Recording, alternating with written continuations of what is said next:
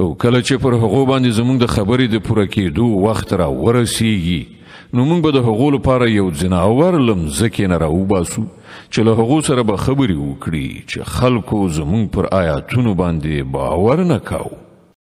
او لږ هغه ورځ په تصور کې راوله چې کله موږ له هر امت نه د هغو کسانو یو بشپړ پوځ محاصره راولو چې زمونږ آیاتونه دروغ ګڼل، بیا به هغوی د هغو د اقسامو په لحاظ سره درجه په درجه ترتیب کړل شي، تر دې پورې چې کله ټول راشي نو د هغو رب له هغو نه پوښتنه وکړي چې آیا تاسې زما آیاتونه دروغ وګڼل په داسې حال کې چې تاسې د هغو علمي څېړنه نه وه کړې؟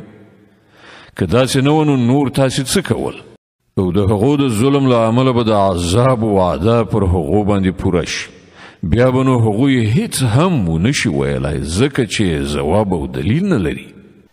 آیا هغوی ته بصیرت نه ورکړای شوی چې موږ شپه د هغو لپاره د آرام کولو وخت ګرځولی وه او ورځ مو روښانه کړې وه؟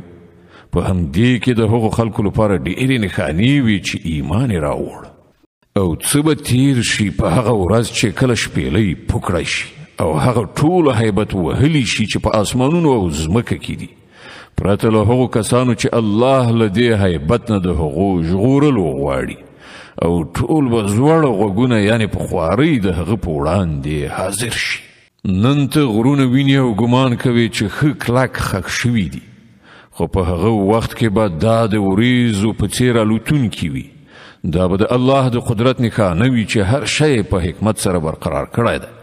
هغه ښه پوهیږي چې تاسې څه کوئ. څوک چې له نیکۍ سره راشي هغه ته به له هغې نه زیاتره غوره بدله ورکړه شي، او دغه راز خلک به د هغې ورځې له هیبت نه خوندي وي. او څوک چې له بدۍ سره راشي دغه راز ټول خلک به پړه مخې په اور کې وغورځول شي. آیا تاسې له دې پرته بله بدله موندلی شئ چې څنګه وکړئ همغسې واخلئ؟